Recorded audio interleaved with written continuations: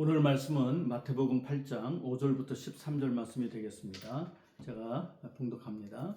예수께서 가버나움에 들어가시니 한 백부장이 나와 간구하여 이르되 주여 내 하인이 중풍병으로 집에 누워 몹시 괴로워하나이다. 이르시되 내가 가서 고쳐주리라. 백부장이 대답하여 이르되 주여 내 집에 들어오심을 나는 감당하지 못하겠사오니 다만 말씀으로만 하옵소서. 그러면 내 하인이 낫게 싸움나이다. 나도 남의 수하에 있는 사람이요 내 아래에도 군사가 있으니 이더러 가라 하면 가고 저더러 오라 하면 오고 내 종도로 이것을 하라 하면 하나이다. 예수께서 들으시고 놀랍게 여겨 따르는 자들에게 이르시되 내가 진실로 너희에게 이르노니 이스라엘 중 아무에게서도 이만한 믿음을 보지 못하였노라. 또 너희에게 이르노니 동서로부터 많은 사람이 이르러 아브라함과 이삭과 야곱과 함께 천국에 앉으려니와 그 나라의 본 자손들은 바깥 어두운 데 쫓겨나 거기서 울며 이를 갈게 되리라. 예수께서 백부장에게 이르시되 가라 내 믿은 대로 될지어다 하시니 그 즉시 하인이 나으니라. 아멘. 오늘 말씀의 제목은 큰 감동을 받으시고입니다. 사람은 감정이라는 것을 가지고 있죠. 사람은 이 감정에 따라서 행동을 하게 됩니다. 자, 내 감정이 좋은 감동을 받으면 이 감동을 받은 사람은 자신의 생명까지도 내어줄 수 있습니다. 자, 오늘 말씀은 백부장이 어떻게 예수님을 크게 감동시켜 드렸나, 그리고 그 큰 감동을 받으신 예수님은 어떤 은혜를 베풀어 주셨나에 대해서 살펴보려고 합니다. 백부장은 두 가지 면에서 예수님을 크게 감동시켜 드렸습니다. 하나는 그의 선한 마음이고요. 둘째는 그의 믿음입니다. 먼저 백부장의 마음 씀씀이는 예수님을 크게 감동시켜 드렸습니다. 5절과 6절에 보면 예수께서 가버나움에 들어가시니 한 백부장이 나와 간구하여 이르되 주여 내 하인이 중풍병으로 집에 누워 몹시 괴로워하나이다 라고 했습니다. 중풍병은 의학적으로 고칠 수 있는 병이 아니죠. 자리에 누워 몹시 고통을 당하고 있다면 거동이 불편하다는 말이고, 거동이 불편하다는 것은 종으로서의 역할을 더 이상 할 수 없다는 뜻입니다. 자, 여기서 중풍병으로 앓아 누운 하인을 대하는 두 종류의 주인을 생각해 볼 수 있습니다. 자, 어떤 주인은요, 제 역할을 할 수 없는 하인을 방치하거나 또는 버릴 수 있습니다. 자, 반면에 백부장 같은 주인은 돈을 들여서라도 고쳐주고자 합니다. 설사 중풍병처럼 의학적으로 고칠 수 없는 병이라는 것을 알면서도 돈과 정성을 들여 고쳐주고자 하는 선한 마음을 가진 주인이 있다는 것이죠. 여기서 우리 기독교인들이 잘 이해하고 넘어가야 할 부분이 있습니다. 자, 어떤 기독교인은요, 자녀들을 방치한 상태로 교회에 가서 교회 일에만 열심히 참석하고 바쁘게 사는 사람이 있습니다. 이렇게 하는 것은 주님이 원하지 않으실 겁니다. 어떤 기독교인은 가정 살림을 뒤로 한 채 교회에 가서 교회 일에만 매진합니다. 이것도 올바른 것은 아니라고 봅니다. 어떤 기독교인은 돌봄이 필요한 부모를 방치하고 교회 일이나 봉사단체에 가서 열심히 봉사합니다. 이 또한 올바른 것이라 할 수가 없을 겁니다. 올바른 기독교 신앙인은 가장 가까운 이웃부터 돌보는 것입니다. 먼저 자녀를 돌보고 살림살이도 하고 먼저 돌봐드려야 할 부모님을 돌봐드린 후에 교회 일이나 봉사단체에 가서 봉사하는 것이 올바른 것입니다. 백부장은 가장 가까운 이웃 중 하나인 하인을 돌보는 일을 하였습니다. 바쁜 일들이 있었을 거예요. 그러나 만사를 뒤로 하고 예수님을 찾아가 하인을 고쳐달라고 부탁을 드렸습니다. 이런 백부장의 행동은 이웃사랑 실천을 강조하신 예수님의 모델이라고 할 수 있습니다. 그리고 이웃사랑을 실천하기 위해서는 반드시 성령의 충만함도 필요합니다. 예수님은 다음과 같이 말씀하셨습니다. 사도행전 1장 8절입니다. 오직 성령이 너희에게 임하시면 너희가 권능을 받고 예루살렘과 유대와 사마리아와 땅끝까지 이르러 내 증인이 되리라. 우리가 주님을 믿고 성령을 받으면 이웃을 사랑하는 능력도 받게 됩니다. 이웃에게 사랑을 실천할 수 있는 선한 마음도 갖게 된다는 겁니다. 백부장이 이런 선한 마음을 갖고 있었습니다. 그래서 백부장은 가장 가까운 이웃, 자기 집에서 열심히 일하던 이웃, 바로 그의 하인에게 사랑을 베풀었던 겁니다. 백부장의 선행은 어디서부터 왔다는 것을 알 수 있을까요? 그의 선한 마음, 착한 마음에서부터 우러나온 겁니다. 백부장의 마음은 겸손한 마음이었습니다. 너그러운 마음이었어요. 하찮게 여길 법도 한 그러한 하인을 귀하게 여기는 마음이었어요. 마치 아버지 하나님의 마음을 가진 사람이라고 볼 수 있습니다. 그래서 예수님도 그런 그의 마음에 크게 감동을 받으셨습니다. 우리도 부족하기에 성령 충만 받아서 선한 마음을 갖도록 해야 하겠습니다. 성령의 능력으로 선한 마음을 가져서 가장 가까운 이웃인 가족, 나의 부모, 회사 직원, 교인, 동네 이웃들 순으로 사랑을 실천해 나가야 하겠습니다. 그러면 주님께서 우리의 선한 행동에 크게 감동을 받으시리라 생각합니다. 자, 백부장의 마음 씀씀이에 크게 감동을 받으신 예수님이 어떤 말씀을 하셨습니까? 7절에 있습니다. 이르시되 내가 가서 고쳐주리라. 예수님이 크게 감동을 받으시면서 직접 찾아가시든지 직접 찾아오시는 분이라는 것을 알 수 있습니다. 이 정도면 백부장의 선한 마음, 그의 선한 행동이 예수님을 어느 정도로 감동시켜 드렸는지 알 수 있습니다.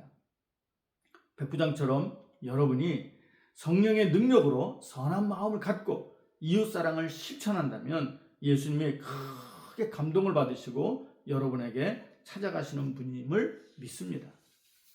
다음은 백부장의 믿음이 예수님을 크게 감동시켜 드렸던 것을 볼 수 있습니다. 8절과 9절입니다. 백부장이 대답하여 이르되 주여 내 집에 들어오심을 나는 감당하지 못하겠사오니 다만 말씀으로만 하옵소서. 그러면 내 하인이 낫게 싸움나이다. 나도 남의 수하에 있는 사람이요 내 아래에도 군사가 있으니 이더러 가라 하면 가고 저더러 오라 하면 오고 내 정도로 이것을 하라 하면 하나이다. 백부장이 하는 말에서 예수님은 크게 감동을 받으셨습니다. 그의 말에서 큰 믿음을 보셨기 때문입니다. 예수님은 백부장의 말을 들으시고 그의 믿음을 칭찬하셨습니다. 10절에 있습니다. 예수께서 들으시고 놀랍게 여겨 따르는 자들에게 이르시되 내가 진실로 너희에게 이르노니 이스라엘 중 아무에게도 이만한 믿음을 보지 못하였노라. 백부장의 믿음에 크게 감동을 받으신 예수님이 그를 크게 칭찬하셨습니다. 칭찬을 하셨는데 이스라엘 백성의 믿음과 비교를 하셨다는 걸 눈여겨보아야 하겠습니다. 자, 우선 10절에서 이스라엘 중 아무에게도 이만한 믿음을 보지 못하였다라고 비교를 하셨습니다. 그리고 11절과 12절에서도 다음과 같이 비교하셨어요. 또 너희에게 이르노니 동서로부터 많은 사람이 이르러 아브라함과 이삭과 야곱과 함께 천국에 앉으려니와 그 나라의 본 자손들은 즉 이스라엘 자손들은 바깥 어두운 데 쫓겨나 거기서 울며 이를 갈게 되리라. 예수님은 백부장의 믿음을 이스라엘 자손들의 믿음과 비교하셨습니다. 예수님이 굳이 이런 비교를 하신 데에는 이유가 있다고 봅니다. 자, 백부장은요, 미래에 예수님을 믿는 이방인들을 설명하는 것입니다. 앞으로 이방인들이 예수님을 믿고 주님 앞으로 나오게 될 것입니다. 이방인들의 믿음은 백부장의 믿음처럼 예수님을 크게 감동시켜 드리는 믿음을 갖게 될 것을 암시하고 있는 것입니다. 이들의 믿음은 마치 아브라함과 이삭과 야곱과 같아서 그들과 함께 천국에 앉아 있을 것이라 하셨습니다. 반면에 이스라엘 조선은 현재와 미래의 유대인들을 설명하는 겁니다. 예수님 당시의 유대인은 물론이고 현대의 유대인들은 대부분이 예수님을 믿지 않습니다. 그들은 예수님을 배척했습니다. 그들은 예수님을 모함하여 죽이려 하였습니다. 결국에는 예수님을 십자가에 못 박는 큰 죄를 범했습니다. 그 결과가 무엇입니까? 예수님이 말씀하셨습니다. 그 나라의 본 자손들은 바깥 어두운 데 쫓겨나 거기서 울며 이를 갈게 되리라. 자, 이 말씀을 우리에게 적용해 보면 이런 겁니다. 자, 백부장은 새신자를 의미합니다. 여러분이 처음 교회에 나오고 처음 예수님을 믿을 때를 한번 생각해 보세요. 얼마나 순수했습니까? 정말 예수님을 크게 감동시켜 드릴 만한 믿음이 아니었을까요? 저는 그럴 거라고 생각합니다. 그 결과가 무엇일까요? 천국에 가서 앉아 있는 것처럼 매일매일이 천국 생활이었습니다. 은혜가 풍성했습니다. 기도응답도 많이 받았습니다. 마음의 평강이 임했습니다. 자, 반면에 이스라엘 자손은 오래된 성도들을 의미합니다. 교회를 오래 다니다 보니 나도 모르는 사이에 많이 변하지 않았나요? 처음 주님을 믿었던 믿음이 많이 식어졌거나 흔들리는 상태가 되지 않았나요? 예수님을 찾는 횟수도 많이 줄어들지 않았나요? 예수님을 사모하는 마음도 세상 것들로 희석되지 않았나요? 교회 안에서는 예수님보다 직분을 중하게 여기고 직분에 목숨을 걸고 직분으로 목에 힘을 주고 있지는 않나요? 교회의 주인은 예수님이신데 자신이 주인이 되어 있지 않나요? 요즘은 안타까운 일들이 교회 안에서 많이 일어납니다. 여러분, 교회의 주인은 누구입니까? 이런 질문에 명확한 답은 당연히 하나님이시죠 라고 대답합니다. 그러나 어떤 교회를 들여다보면 목사가 주인이 되어 있습니다. 설교학으로 유명한 원로 목사가 자기 아들을 개척시키니 교회가 거액을 지원하라고 했다가 그의 인격과 존경이 하루아침에 땅에 떨어져 버렸습니다. 또 어떤 목사는 성도들을 헌금하는 것에 따라 등급을 먹이고 교회를 마치 영리단체처럼 운영하려다가 매우 몰상식한 욕설로 사임을 하게 되고 그동안 만들어진 존경도 사라지고 말았습니다. 교회 주인은 누구일까요? 정말 하나님이실까요? 이런 교회들이 다 되어야 합니다. 그런데 현실은 그렇지 않은 경우가 허다합니다. 어떤 교회는 장로가 주인이 되어 있습니다. 그래서 장로 비위를 거스르면 목사는 쫓겨납니다. 특별한 이유도 없이 장로 한 명이 목사를 싫어하면 결국 선동해서 목사를 쫓아냅니다. 이것은 이미 장로가 교회의 주인이 되었다는 것을 증명하는 겁니다. 이런 사람들이 바로 예수님이 책망하신 이스라엘 자손들입니다. 이들은 어떻게 됩니까? 천국에 가서 앉아 있을 수 있을까요? 심하게 말하면 바깥 어두운 데 쫓겨나 거기서 울며 이를 갈게 되지 않을까요? 예수님을 십자가에 못 박은 성도가 된다면 자신이 교회의 주인은 될 수 있어도 천국에 가서 앉아 있지는 못할 수도 있습니다. 이게 제일 두려운 일입니다. 현대의 기독교인들 중 목사와 장로들 그리고 일부 성도들이 이런 일탈을 하는 것은 예수님에 대한 두려움이나 어려움이 전혀 없기 때문이라 생각합니다. 자, 그러면 백부장은 예수님을 얼마나 어려워했을까요? 백부장의 고백을 다시 한번 생각해 보겠습니다. 주여, 내 집에 들어오심을 나는 감당하지 못하겠사오니 다만 말씀으로만 하옵소서. 여러분, 예수님이 죄로 가득한 내 마음에 들어오시는 것을 감당할 수 있겠습니까? 감당할 수 없습니다. 감당한다고 말할 수 없어요. 어떻게 나 같은 죄인, 죄로 가득한 이 더러운 마음에 찾아오시는데 환영할 수 있겠습니까? 감히요. 그런데도 예수님이 우리 마음에 찾아오셨으니 얼마나 감사한 일입니까? 정말 말로 표현할 수 없습니다. 정말 감사한 일입니다. 그렇다면 이런 마음을 평생 잊지 말고 기억하며 살아야 합니다. 예수님이 나 같은 죄인에게 찾아오시는 것을 감당할 수 없다고 고백하며 살아야 합니다. 실제로 인정하며 살아야 됩니다. 그래야 우리 마음과 신앙이 변질되지 않습니다. 끝까지 변하지 않는 믿음으로 주님을 섬기며 맡겨주신 사명을 감당할 수 있을 겁니다. 여러분, 백부장의 고백이 나의 고백이 되기를 바랍니다. 주여, 내 집에 들어오심을 나는 감당하지 못하겠사오니 주여, 내 마음에 들어오심을 나는 감당하지 못하겠사오니. 이 고백을 잊어버리는 순간부터 버림받는 사람이 될 수 있다는 것을 명심하면 좋겠습니다. 이스라엘 자손에게는 주님이 내 집에 들어오심을 감당하지 못하겠다는 것 자체가 없었습니다. 그래서 메시아로 오신 예수님을 영접할 수 없었던 겁니다. 그리고 이런 마음을 아신 주님이 백부장의 믿음과 비교하여 설명하셨던 겁니다. 이렇게 예수님은 백부장과 이스라엘 자손의 믿음을 비교하셨습니다. 그리고 백부장의 믿음에 크게 감동을 받으신 예수님은 다음과 같이 말씀하셨어요. 13절입니다. 예수께서 백부장에게 이르시되 가라 내 믿은 대로 될지어다 하시니 그 즉시 하인이 나으니라. 예수님을 크게 감동시켜 드리는 믿음은 어떤 믿음일까요?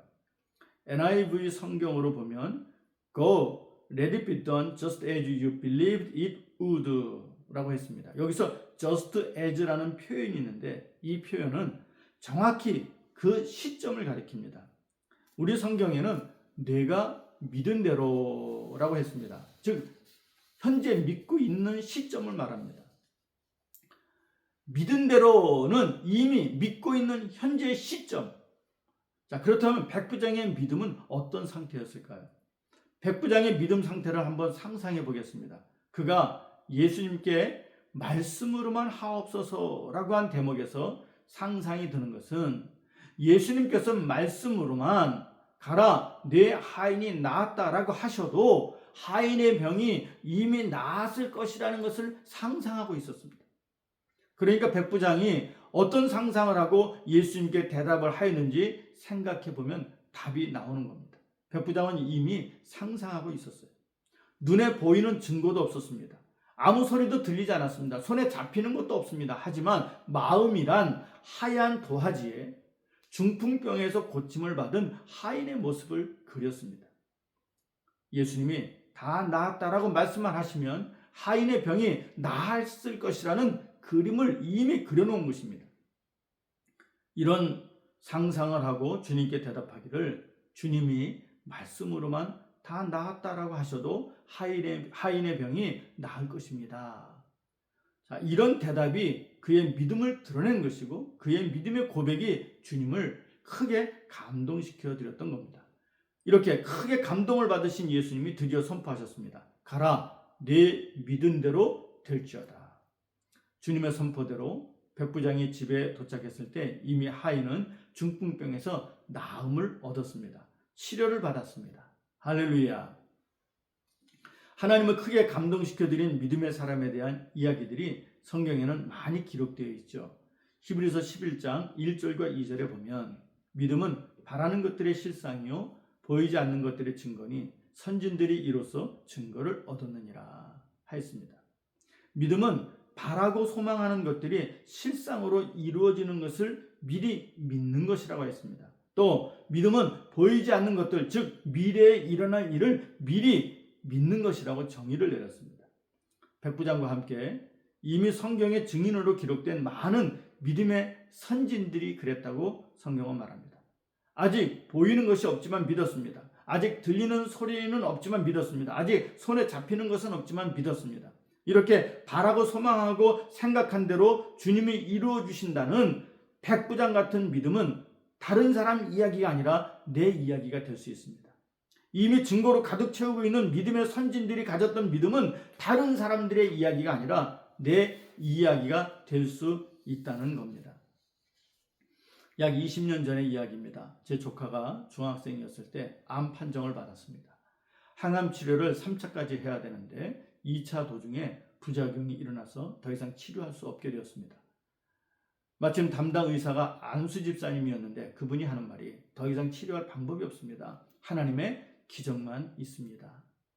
저는 그 말을 듣고 3일 동안 금식하며 새벽과 밤 그리고 아차산에 가서 밤새도록 철야 기도를 하였습니다.